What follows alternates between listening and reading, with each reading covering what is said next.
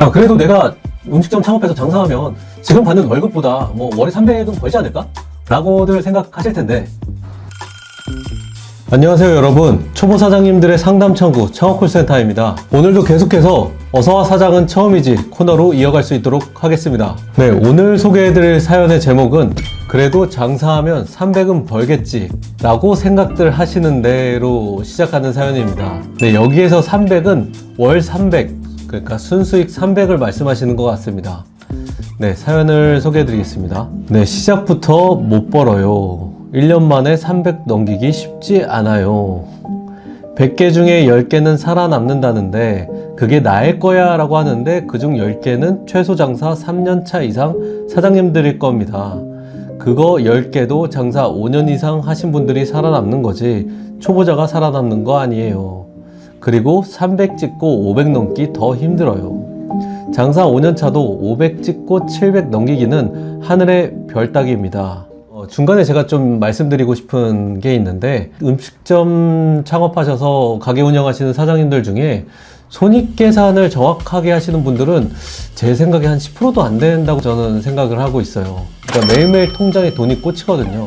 그러니까 이 매일매일 들어오는 이 돈을 가지고 이게 내 순수익이라고 생각하고 흥청망청 쓰시는 사장님들이 굉장히 많을 겁니다.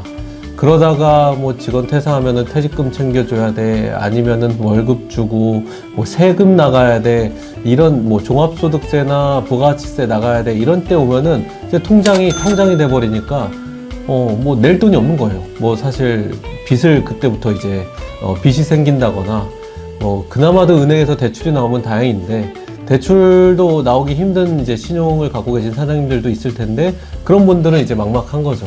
그러다가 이제 계속해서 악순환에 빠져서 폐업의 수순을 밟는 그런 사장님들이 상당히 많습니다. 그렇기 때문에 제가 여기에서 이제 중간에 말씀드리고 싶은 내용은 매일매일 일 정산을 하셔서 월 정산에 대한 부분을 반드시 하시라는 말씀을 드리고 싶어요. 이게 월 정산을 해서 정확히 내가 얼마가 남는지 그리고 얼마가 까졌는지 이런 것들을 알아야 어디에서 까졌는지, 인건비가 많이 나왔는지, 식자재 비용이 많이 나왔는지, 뭐 이런 공과금 같은 것들이 많이 나왔는지 이런 것들을 알아야지 줄이든지 근본적인 해결을 할 수 있다는 거죠. 무작정 사실상 매출만 많이 찍는 게 답이 아니라는 말씀을 드리고 싶어요. 지금 같은 시기에는 매출조차도 많이 찍기가 힘들어요. 왜냐면 지금 여러 가지 사회적인 원인들로 이제는 소비자들이 소비를 많이 줄이고 있고, 그렇다 보니까 2차, 3차 이런 소비들조차도 줄었기 때문에 2차, 3차 하시는 가게 사장님들이 매출이 주는 건 예정된 수순이었다고 볼 수 있습니다. 그렇기 때문에 지금은 이젠 매출을 많이 국내 내수만으로는 찍기는 힘들고, 지금 시점에서 가장 중요한 거는 제가 최근에 자주 말씀드리는 내용이긴 한데 영업이익률을 늘리셔야 됩니다. 근데 이 영업이익 늘리는 것조차도 손익계산을 하지 않으면 할 수가 없다. 왜냐? 모르기 때문에. 이거 굉장히 중요한 부분이고요. 지금 창업을 예정하시거나 창업한 지 얼마 안 되신 분들이나 창업을 한 지 좀 되셨더라도 이 월 결산 손익 계산을 하지 않는 사장님들은 이거 제 영상 보고 꼭 하셔야 됩니다. 오늘부터 당장 하세요. 혹시나 이 월 결산에 대한 서식이 없어서 어떻게 해야 될지 모르겠다는 분들은 댓글을 남겨주세요. 댓글에 메일 주소를 남겨주시면은 제가 현재 사용하고 있는 파일을 보내드릴 수 있도록 하겠습니다. 네, 이어서 좀만 잘 된다 싶죠? 그럼 바로 옆에 같은 업종 생깁니다. 좀만 잘 된다 싶죠? 그럼 옆가게를 텃세 준나 부립니다. 주변 장사꾼들이 이것 차리면 돈 된다고 꼬시죠? 100% 지각에 팔아먹으려거나 장사 안 돼서 튀려고 하는 겁니다. 장사꾼은 돈 되는 걸 절대 남한테 안 줍니다. 네, 이게 뭐 조금 이 사장님께서 경험하신 주변 사람들 분에 대한 이야기일 수도 있긴 한데, 이게 제가 감히 저희 장사하시는 분들을 폄하하거나 막 그런 생각은 저도 없는데, 제가 겪었던 주변에 장사하시는 분들도 대체적으로 내가 잘 되면 내 거를 따라하거나 아니면 내 거를 뺏으려고 하거나 내가 뭐 잘한다라고 싶으면은 그거를 뺏겨 먹으려는 분들이 되게 많았어요. 그리고 제가 뭐 대단히 엄청나게 뭐 유명한 가게를 만들진 못했지만 그나마도 좀 장사가 되는 가게에서는 사연에 작성해 주신 사장님 말처럼 되게 주변 가게들이 질투를 많이 하더라고요. 그러니까 막 주변 가게에서 되도 않는 민원도 넣고 괜히 뭐 술박스 어디다 놨다 막 시비 걸고. 그래서 제가 어느 순간부터는 주변 상인분들이랑 어느 정도 관계는 유지는 하지만 막 가깝게 지내고 막 자주 만나가지고 오늘은 됐네 안 됐네 이런 시간은 거의 안 가졌던 것 같아요. 네, 여기 사연에 말씀해 주신 대로 텃세를 부리거나 같은 업종이 생기거나 이런 이야기를 하시는 거에 대해서는 저도 조금은 이해가 되는 부분이에요.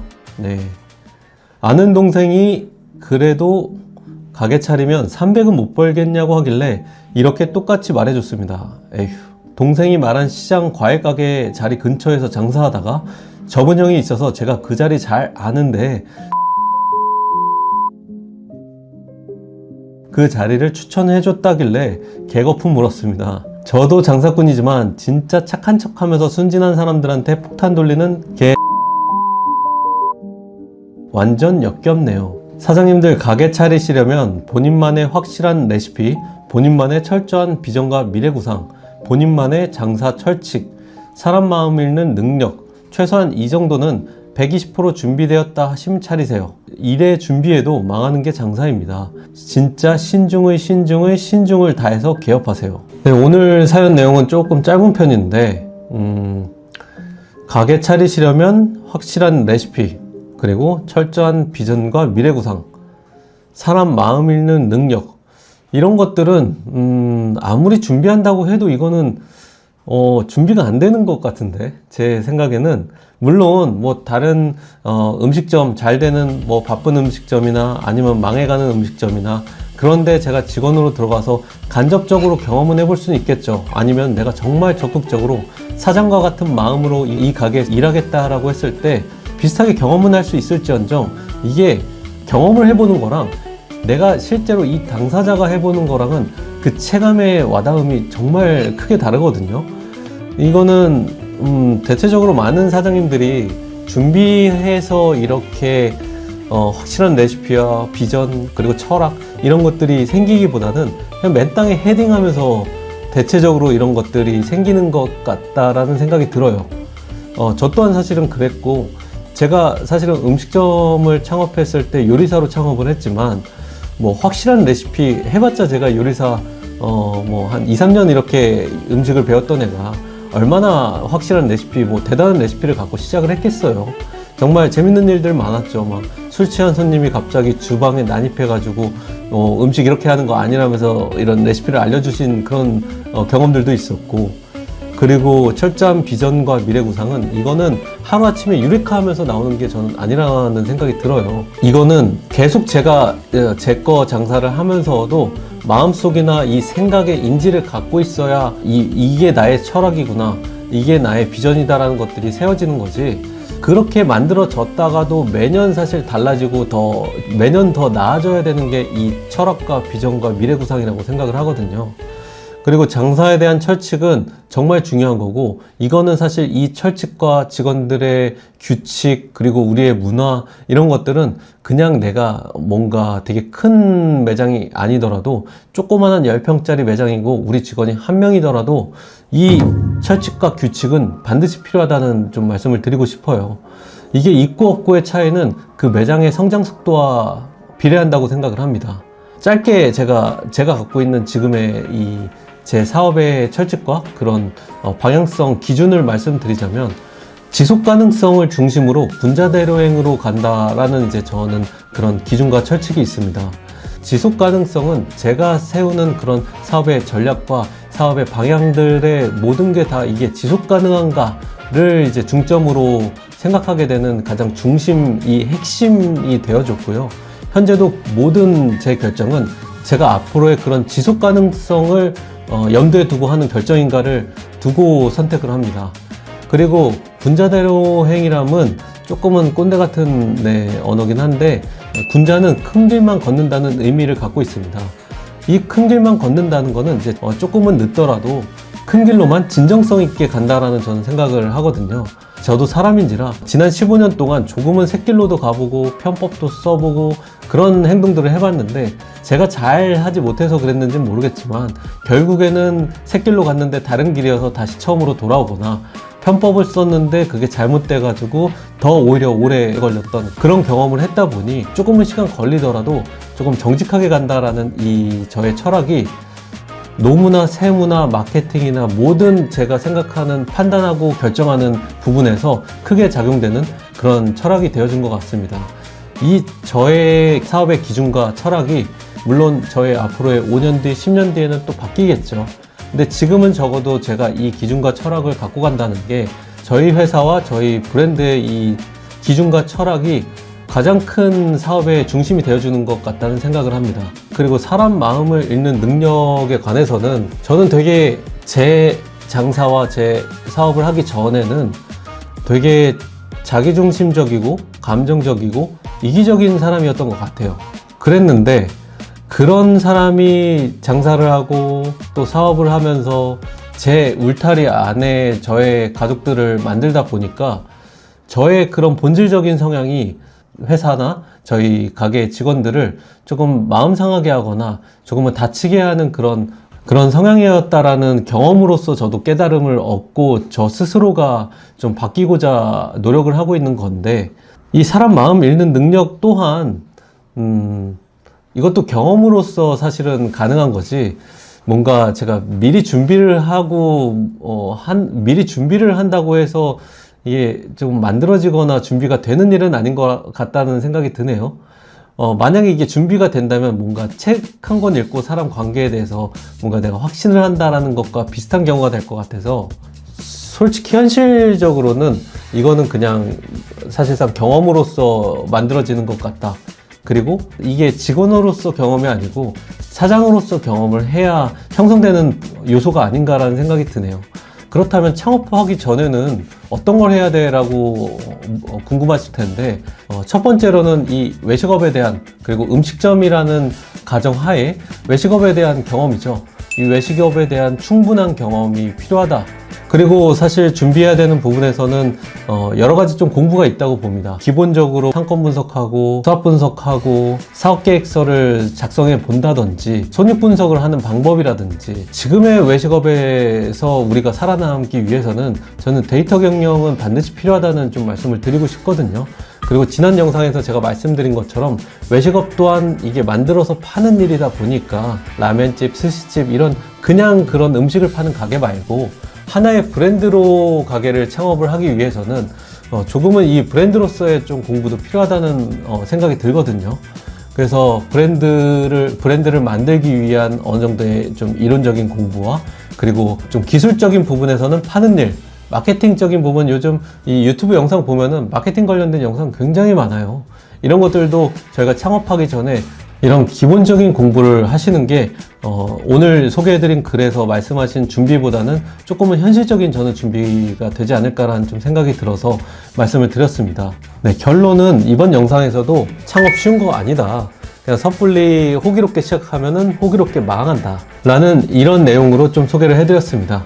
네, 그러면 댓글을 한번 보겠습니다. 지금은 누구나 가게 한다고 마냥 버는 시대는 끝났고 소비자들이 가치 소비를 해서 되는 곳만 됩니다. 1000만원 이상은 상위 10%입니다.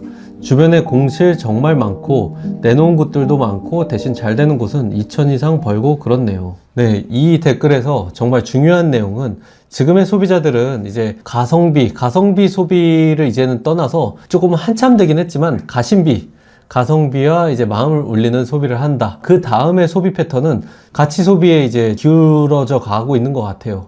하나를 소비를 하더라도 조금은 신중하고 정말 실패하지 않는 소비를 원하는 거죠.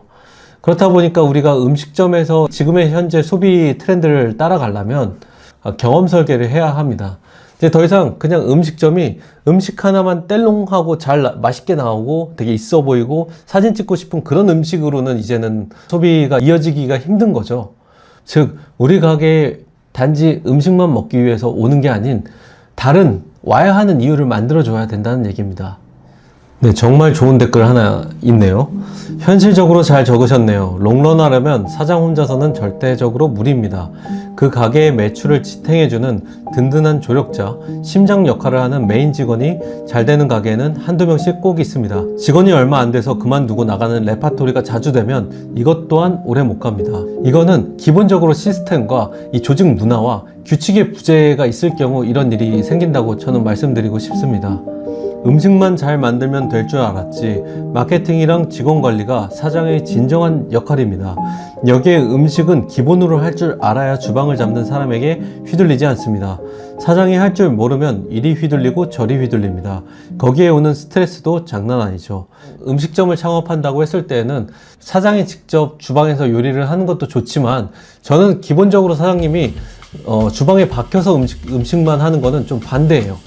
왜냐면 장인 정신을 갖고 음식을 만들어내는 요리사분들 너무 대단하시지만 사장이 음식을 직접 만드는 거랑은 이건 다른 일이라고 좀 말씀드릴 수 있습니다.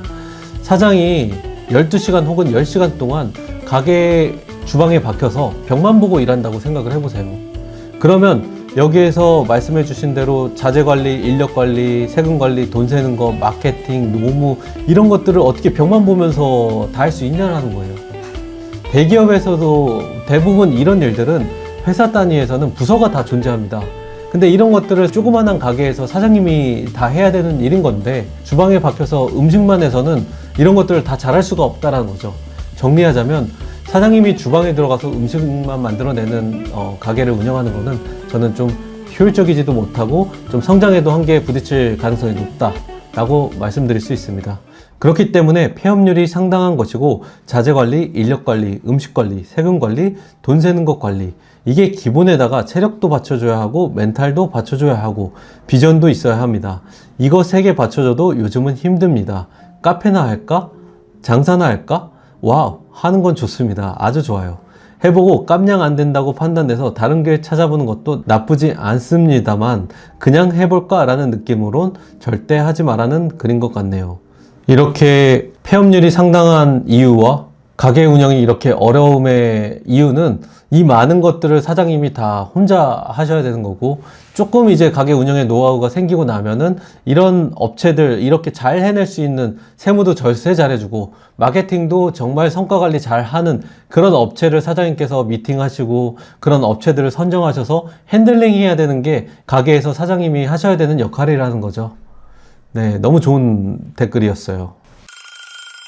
네, 오늘은 가게 창업했을 때 많은 분들이 이런 드라마틱하게 월 1000 벌겠지, 뭐 500은 최소한 벌지 않을까, 지금 회사 다니는 급여보다는 많이 벌 거야 라는 생각으로 창업하시는 분들에게 경각심을 드리고자 하는 사연을 좀 소개해 드렸습니다. 근데 정말 이러한 상황이 지금 자영업의 현실이기 때문에 창업을 하고자 하는 분들은 다양한 경험과 그리고 많은 공부를 하시고 창업 준비를 하셨으면 좋겠습니다. 네, 여기까지 초보 사장님들의 상담 창구 창업 콜센터였습니다. 구독과 좋아요, 알림 설정 해주시면 앞으로도 다양한 컨텐츠로 여러 사장님들께 많은 도움을 드릴 수 있도록 최선을 다하겠습니다. 감사합니다.